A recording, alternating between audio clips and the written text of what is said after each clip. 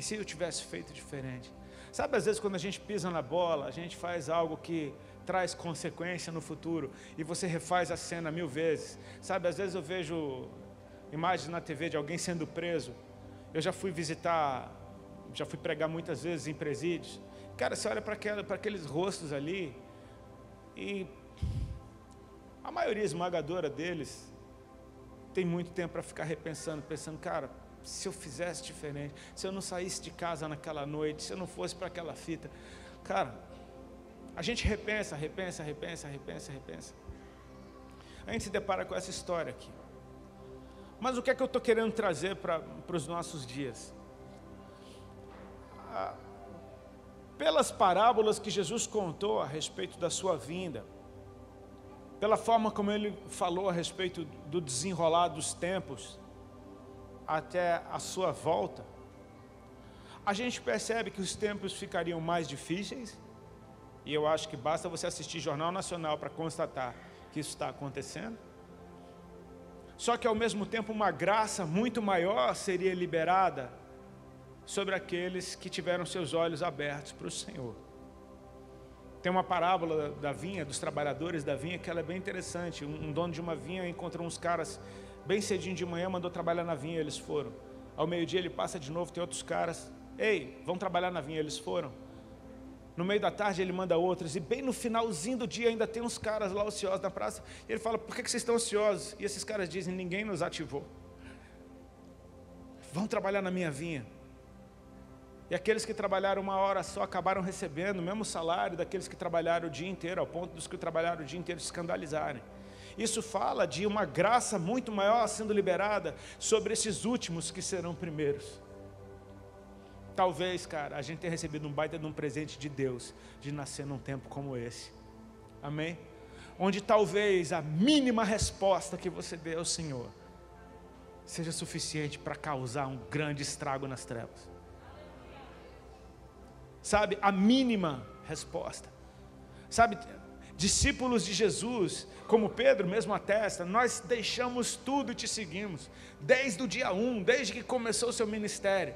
E isso é maravilhoso. De repente tem um ladrão na cruz, preso, pregado, morrendo com Cristo, e dizendo, Senhor, lembra-te de mim quando entrares no teu reino.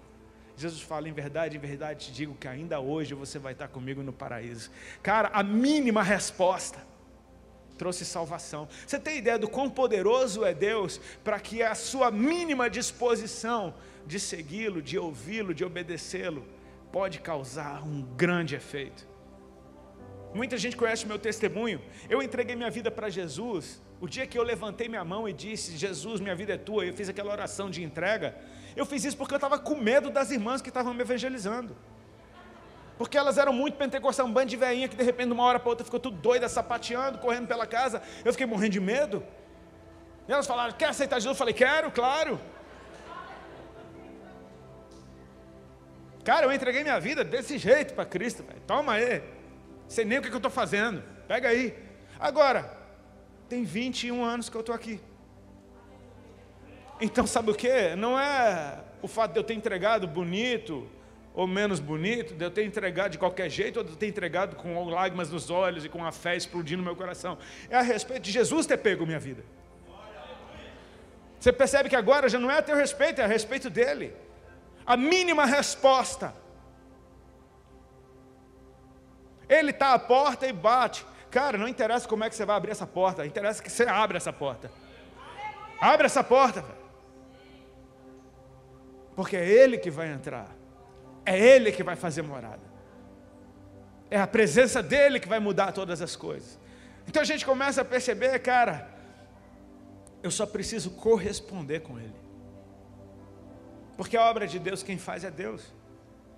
Não sou eu. Ah, mas você não está aqui fazendo a obra de Deus? Eu estou aqui cooperando com o Senhor. Eu creio que quando eu abro minha boca, o Espírito vai encher com a palavra que Ele quer transmitir. Eu só preciso fazer o mínimo, que é estar onde Ele quer que eu esteja, me mover do jeito que Ele quer que eu me mova, falar o que Ele quer que eu diga. Para isso, eu preciso estar na presença. Permanecer em mim, porque sem mim nada podereis fazer. Aquele que permanece em mim e eu nele, esse dá muito fruto, porque sem mim nada podereis fazer. Palavras de Jesus. Qual é o meu esforço? Permanecer nele. Amém? Meu esforço não é pregar uma palavra melhor do que a Bíblia. Não, a Bíblia é a melhor palavra que existe para ser pregada. Eu me lembro que uma vez eu vi um pastor, cara, que eu conheci lá nos Estados Unidos, e ele era um mestre, um teólogo, daqueles até que o português dele era tão perfeito que dava até raiva, tipo, sabe? Aqueles caras que, meu irmão, você vê as vírgulas no que o cara está falando, velho, humilha nós, mano. Mas eu achei fantástico aquele homem, porque ele era uma belíssima mistura de ensino com poder. O culto dele, ele pregava até sentado, parecia uma aula de teologia, um seminário. Só que tinha um mover espiritual na igreja. Enfim, fantástico. E eu me lembro de, na mesa, na janta, ele aconselhando o pastor de jovens dele. Cara, eu peguei aquilo para mim.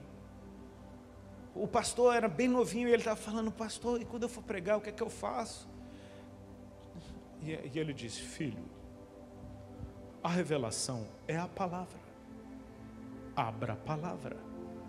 Exponha o que está na palavra. Essa é a revelação. Não existe esse negócio de não sei o que pregar. Abra a Bíblia e exponha o que está na Bíblia. A palavra não tem nada mais poderoso do que a palavra. Porque a palavra de Deus é Deus. Ele é o verbo que se fez carne e andou entre nós. A questão é, muito tem se dito nos nossos dias a respeito de relacionamento com Deus. Graças a Deus a igreja tem batido muito nessa tecla. Que não é simplesmente a respeito de cumprir regras.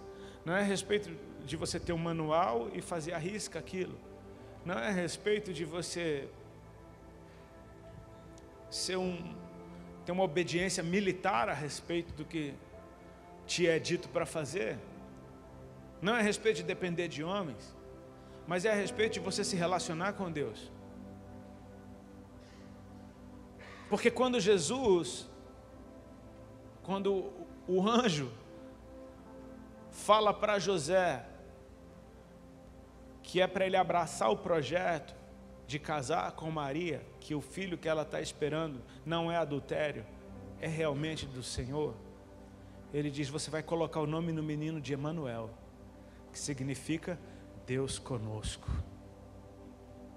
Cara, você tem ideia de que a palavra de Deus veio e criou todas as coisas, e agora Deus está no nosso meio, Ele andou no nosso meio, Deus conosco. Então já não é um relacionamento frio à distância, é um relacionamento muito próximo. É um relacionamento, cara, tão mais simples na sua forma de entender, só que não menos santo e poderoso, porque ele veio como homem, mas ele continua sendo Deus. Amém? Então é essa linha fina de eu me relacionar com esse Deus que é o meu amigo, mas ele não é só um amigo, ele é Deus. É de você perceber que, por exemplo, quando Cristo morre na cruz, entrega o seu espírito, ele morre na cruz, a Bíblia diz que houve um terremoto e o véu do templo se rasgou de alto a baixo, deixando exposto o lugar santíssimo. Isso simbolizando que agora nós temos acesso à presença, amém? Acesso a essa presença que antes só o sumo sacerdote, uma vez por ano entrava, e não entra direito não, porque para ver se não morre. De repente esse véu agora foi rasgado de alto a baixo, dizendo agora há acesso, o caminho se abriu, amém? Mas uma coisa eu preciso falar para você, o lugar continua sendo santíssimo. Então, há o acesso, mas continua sendo santíssimo. Quem é que vai entrar? Agora nós podemos entrar, mas pense bem como é que você entra, porque o lugar continua sendo santíssimo. É um desafio muito grande você olhar para aquele homem e reconhecer, ele é Deus, cara. E a gente às vezes fica pensando, tá, minha forma de caminhar com Cristo, o que Ele me chamou para ser, o que Ele me chamou para fazer, e a gente está sempre pensando na gente, e eu preciso entender o que é que Cristo veio fazer quando Ele veio, porque o que Ele me confiou é o ministério que Ele começou, e Ele veio para revelar o Pai, amém? Ele veio para glorificar o Pai.